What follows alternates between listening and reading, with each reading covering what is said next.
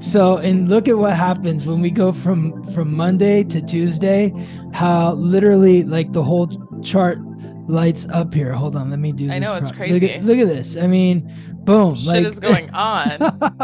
we went from three Shit is planets going on down. Monday, Tuesday, August 1st. Like there's so much happening on this day.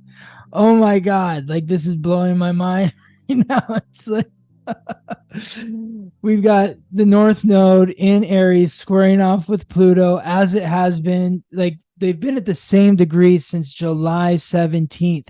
So it's like, get it together. Like, how are you going to lead and charge towards your goals? How are Yeah. you holding yourself accountable? It's up to you. This alignment, they're finally going to move off of the same degree on August 4th. So we're coming at the end here.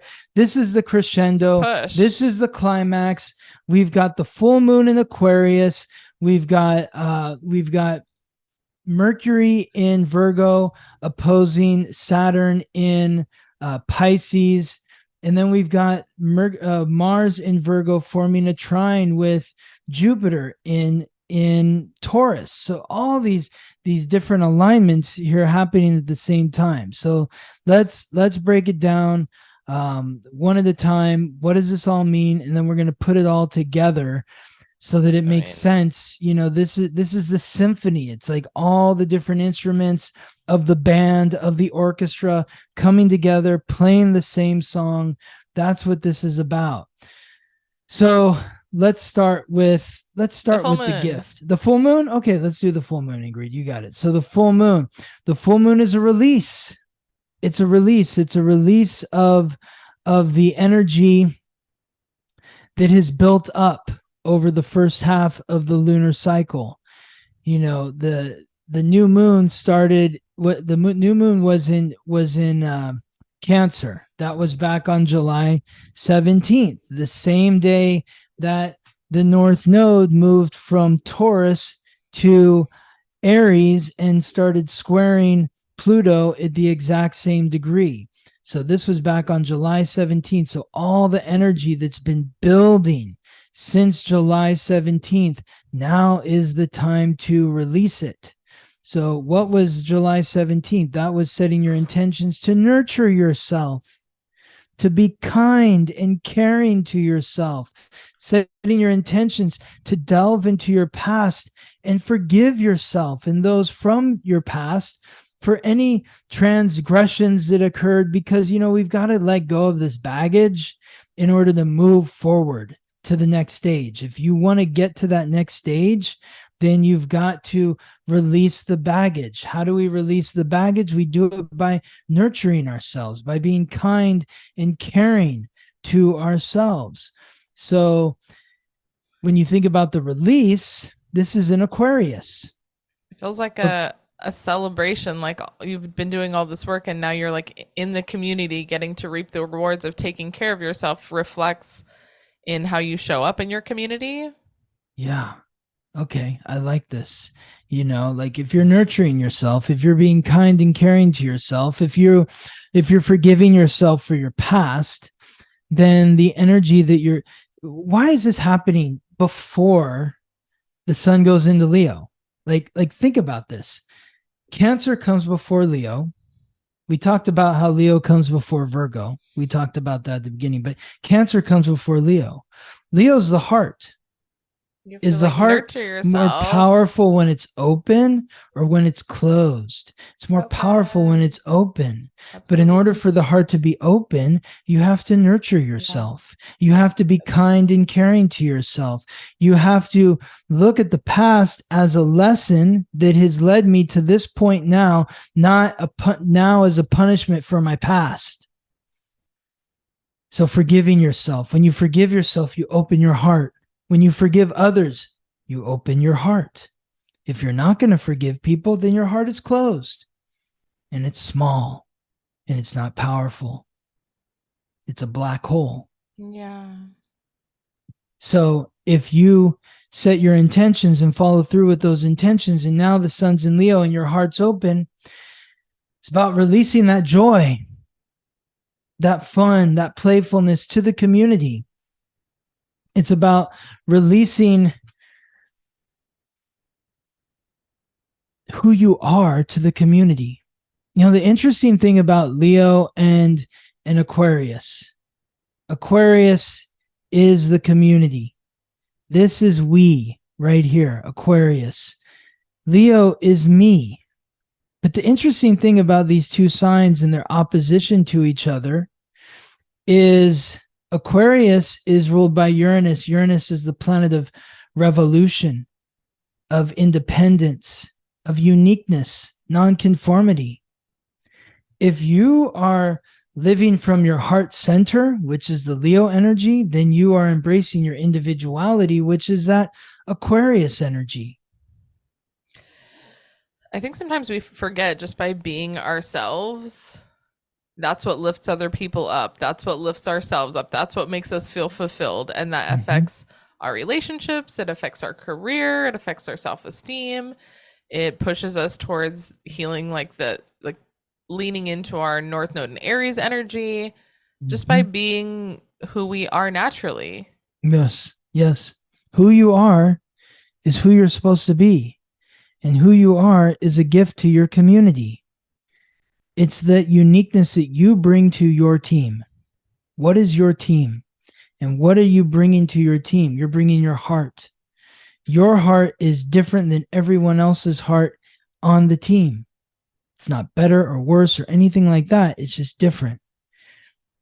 So if you're opening your heart and releasing that playful energy, then you're elevating the community. When you think of Aquarius, Aquarius is fixed air. It sets the tone. So is the tone down here? Oh, we suck. Everything's terrible. No, nothing's ever going to work out. Yes. Elevate it up. That's where the sun comes in Leo. It's elevating the vibe, raising the vibe. This Aquarius full moon is about lifting the vibe, elevating the vibe, raising the vibration. I mean, and then looking at the other alignment, Mars and Virgo, it's like Virgo is kind of analyzing things, but like we're taking action on whatever we have seen. We're doing something about whatever is or isn't working. Whatever we're critiquing is like, okay, we're going to do more of the good shit. We're going to do less of the bad shit. And then that's in turn, it's a trine. So in turn, that's Jupiter expanding our values, expanding our material success. It's coming into fruition by taking action on whatever we see that's working or not working. We're going to reap the reward. It's like an instant reward of doing something. Yes. Also very summer energy, both of these, this Leo energy, Mars energy. It's like, get shit done. Yes. Make the change. Do something about whatever you've seen. Mars in Virgo could be making your intestines feel sick. Because this is the god of war. Yeah. In the sign that rules the intestines.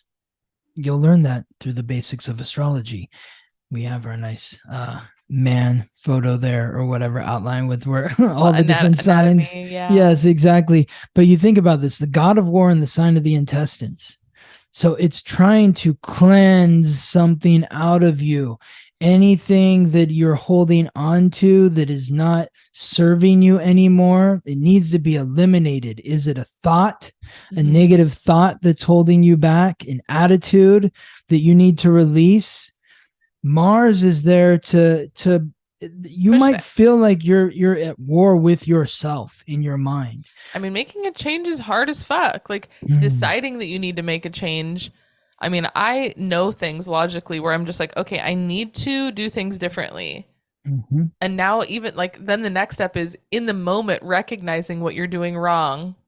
Still, you're like, oh, fuck, I'm doing the thing that I shouldn't be doing, which before maybe you never even noticed you were doing something that wasn't good for you. And now you're like, I shouldn't be eating this. I shouldn't be, I shouldn't be sending this text. I shouldn't be, staying up this late. I should be eating whatever the thing is. And then it's like, now you're recognizing it in the moment. And then the next step of actually changing it is just as fucking hard as noticing it. It's like, okay, well, I know I shouldn't, but I'm still doing it. So like that shift, that change, that action you have to take. How do you change those bad habits?